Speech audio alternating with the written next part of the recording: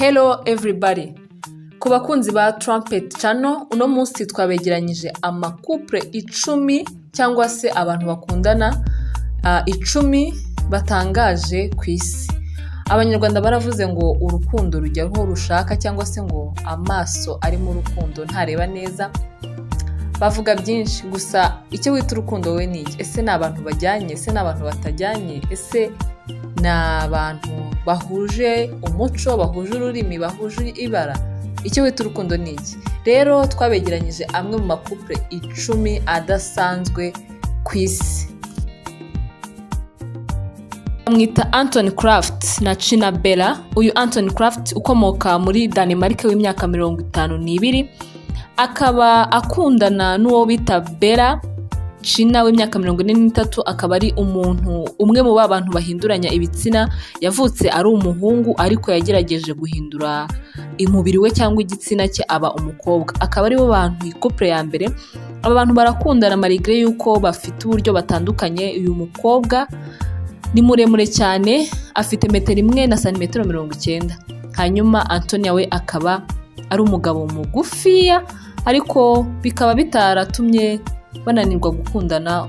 Uburyo batandukanye ku mubiri ntibyabujije kurebana, barakundana. Urukundo rwabo ni ikintu kibashimije, babibayemo neza aho bibera mu mujyi wa Florida. Baranezerewe cyane ndetse binagaragazwa n'amafoto basangiza abafana babo ku mbuga nkoranyambaga.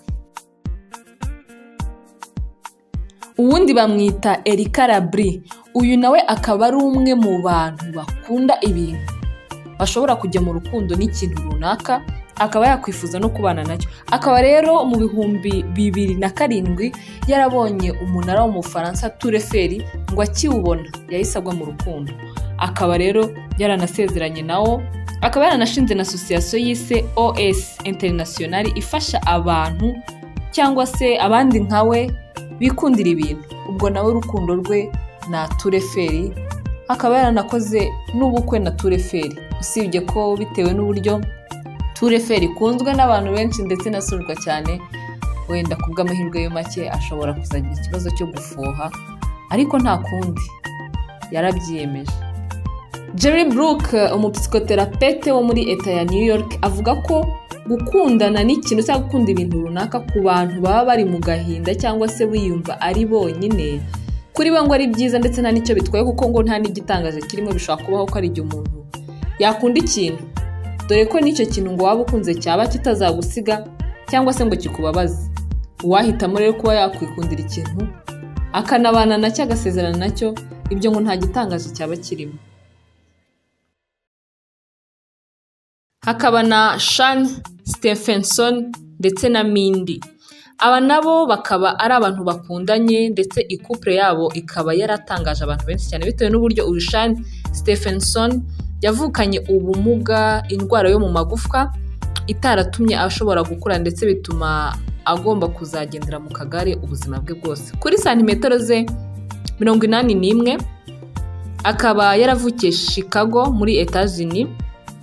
Akaba rero umugore we Mindy nawe yaravukiye Chicago, ari n'umwanditsi. Avuga ko ku kijyanye n'imibanire n'umugabo we ibyo benshi babona ndetse bakanibaza bibwira niba ibijyanye n'amabanga yo mu rugo bigenda neza. Umugore we rwose avuga ko nta muntu umurusha, ko ahubwo arusha benshi ko abikora neza cyane.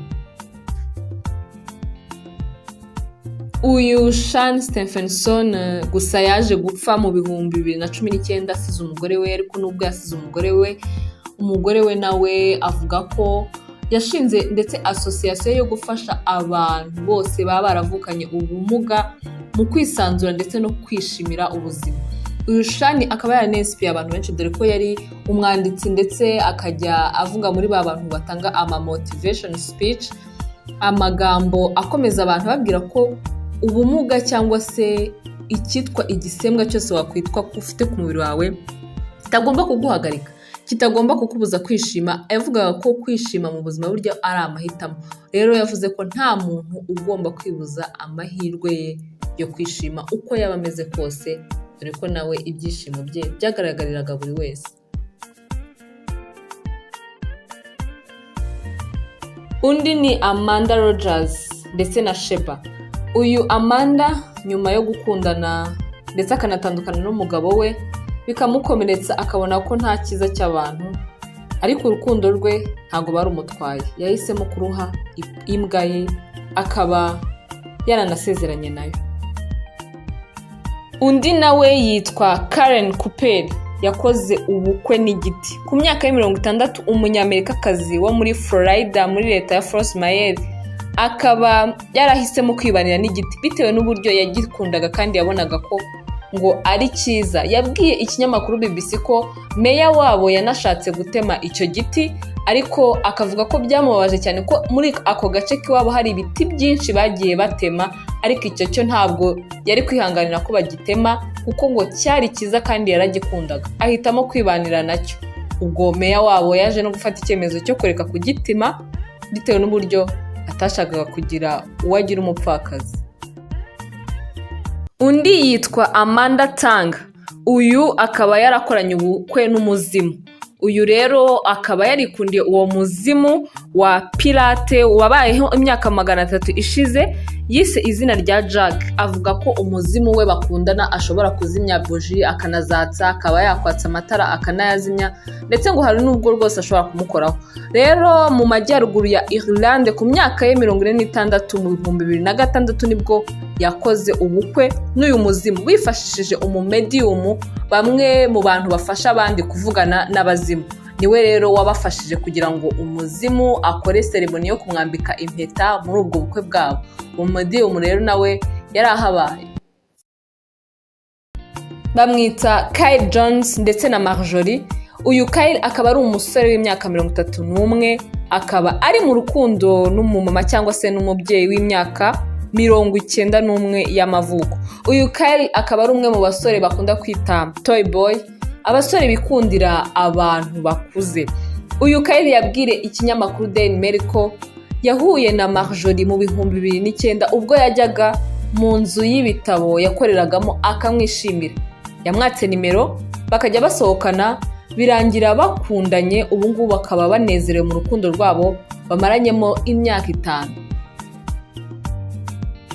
Bamwita Darip Singh Rana ndetse na Harminder Kaur. Aba bombi akaba ari Abahinde ariko bafite ubwenegihugu bwa Amerika, bavukiye muri Amerika. Aba nabo bakaba bakundana rero bitewe n'uburyo uyu Darip angana cyangwa se areshya. Biratangaje cyane kubona umugore we bitewe n'uburyo batandukanye cyane. Uyu Darip afite metero 1 na santimetero 216, akaba afite ibiro 157. Iyi couple yabo nabo rero ikaba iri mu zitangaje cyane ku isi. Babita Elizabeta ndetse na Flavia Briatore. Aba akaba bafite inkomoko mu gihugu cy'Ubutaliyani. Uyu Elizabeta akaba ari umunyamide ndetse n'umunyamakuru w'imyaka 39, n'uyu Flavia umuherwa mu Butaliyani w'imyaka 69 y'amavuko. Aba nabo bavugishije ibinyamakuru byinshi byo mu Butaliyani bitewe n'uburyo couple yabo igaragara, ariko bakaba baraje gutandukana. Uyu muherwe ajya kwibera muri Kenya aho yakomereje ubuzima bwe. Undi nawe rero yitwa Lola Messi. Uyu akaba ari mu bamwe mu bo bita abasorogami bikunda. Uyu we yakoze ubukwe nawe ubwe ku giti cye. Avuga ko bibabaje kandi binateye agahinda kuba umukobwa yategereza Prince Charmant, bivuze umuhungu wo mu nzozi zawe uzaza kukubwira ngo mubane. We rero yabonye ko uko guhitamo ari nko guta igihe, ahitamo kwikorera ubukwe nawe ku giti cye, ko kwikunda ari rwo rukundo rwa mbere ruruta urundi. Uyu Lola akaba mu bukwe bwe yarakoze ibishoboka byose, guterana indabyo, imihango yose mbese ikorwa mu bukwe, iyo yose yarabaye. Kandi ubukwe bwe nta nubwo bwari bworoshye kuko bwamutwaye akayabo k'ibihumbi 10 by'amayero, ni ukuvuga ngo asaga miliyoni 10 z'amanyarwanda. Ayo rero akaba ari amwe mu makupure adasanzwe ku isi twabahitiyemo. Rero niba wakunze iyi video ntiwibagirwe gukora subscribe ndetse unabisangize inshuti zawe kugira ngo utazacikwa n'ibindi turimo kubategurira. Murakoze. Yari Ishimwe Vanessa.